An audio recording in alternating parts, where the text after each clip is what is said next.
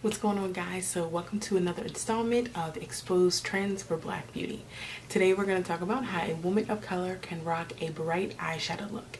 If you're interested in seeing this makeup exclusive, make sure you stay tuned.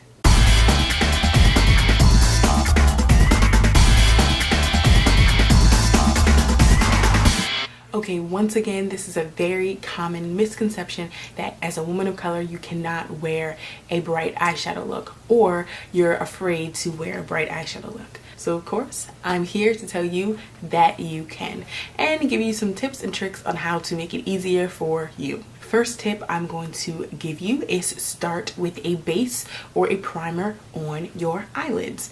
Now, a lot of people don't use primer. A lot of people don't know about primer. I was one of those people who didn't know about makeup primers or makeup bases when I started really playing in my makeup.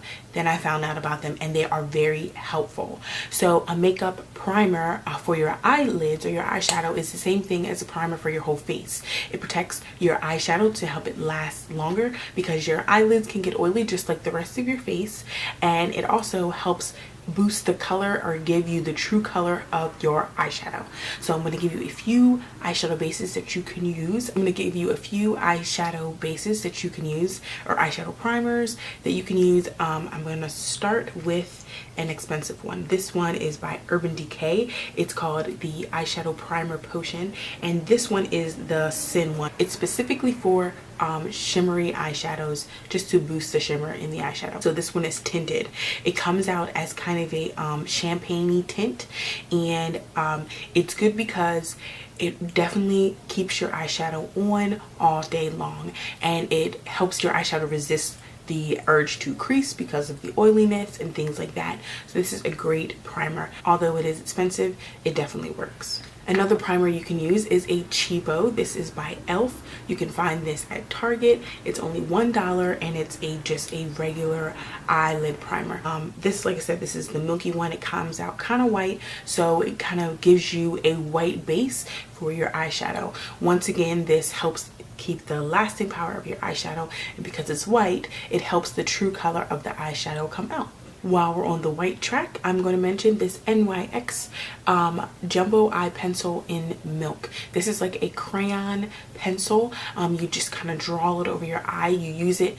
You're specifically using as a base, but it's also meant to be an eyeshadow. The great thing about this is it does the same thing as a primer does. It keeps your eyeshadow from creasing, keeps the color, but it is a pure white base. So you're starting out with a clean canvas. You don't have to worry about your skin color bringing down the color of your shadow. The last thing is a concealer.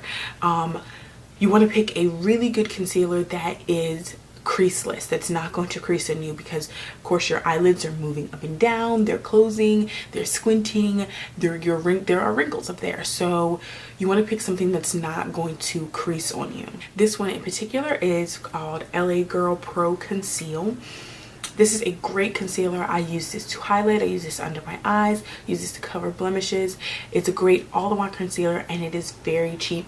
This is only $2.50. But another great thing about using concealer is you can use a concealer that is the same shade as you, or a lighter shade than you. Either way, you're giving your eyeshadow, once again, a base to start out with, and it's going to make the colors pop.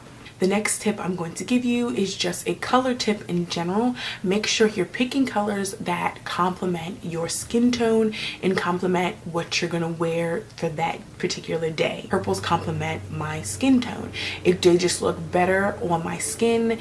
It's just, you know, some people just look better in some colors. So once again, you have to remember that when you're picking the color you're going to wear. Color matching is a huge thing when it comes to using bright shadows, using bright colors in general. You have to remember your skin tone, you have to remember what you're wearing, and you have to remember your undertones as well. The next tip I'm going to give you is go big or go home. You want to make sure you get the most opaque, bright color that you can get. Don't muddy up your colors. Don't tone down your colors. Completely go for the color that you're going to use. If you're going to use a yellow, make sure you build it up to be a nice bright yellow, then blend it out. Your color is going to look better if it looks true to color versus as it looks kind of muddy and mixed with a brown or mixed with a black or something like that. It's just gonna make the color look dingy and bring it down a notch. It's also gonna make your eye look kind of heavy. Your bright color is really gonna make your eyes pop and make your eyes stand out, and that's what you want to go for when you're going for a bright look. Another tip I'm going to give you is when you're applying your color, make sure you accent your crease. You want to have a nice dark crease color or a brown, not necessarily black, but something like a brown or a darker bright color. As you can see today, I chose a blue color, and underneath that blue I actually have a brown.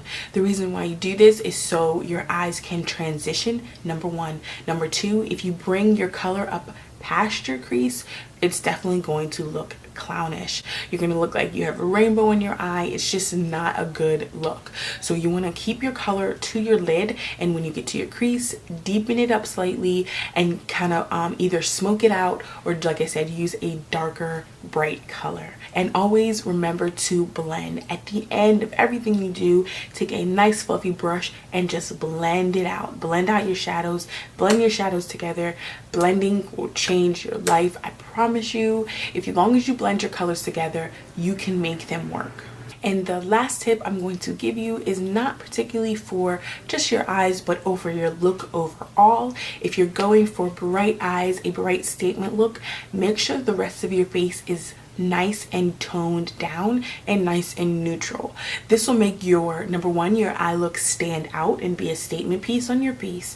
Number two, it'll make it look cohesive. You want your look to go together. A lot of times when you wear a, or a lot of times when someone tries to wear a bright eye look, they look at themselves in the end and they kind of think, you know, you look clownish, or you look not put together, not whole, not blended out. So when you go for a bright eye look, make sure the rest of your face is nice and toned and nice and blended, and so your whole look will look cohesive. Your eyes will stand out, but then your rest of your face will be muted, making your look come together. So I hope you guys enjoyed this installment of Exposed Trends for Black Beauty. If you guys have any other videos that you would like to see in this series, make sure you leave me a comment down below or send me an email, NicoleCharnell@gmail.com. Also check the description box below if you need any extra information, and there's also links down there for my social networks. Make sure you follow me around the web.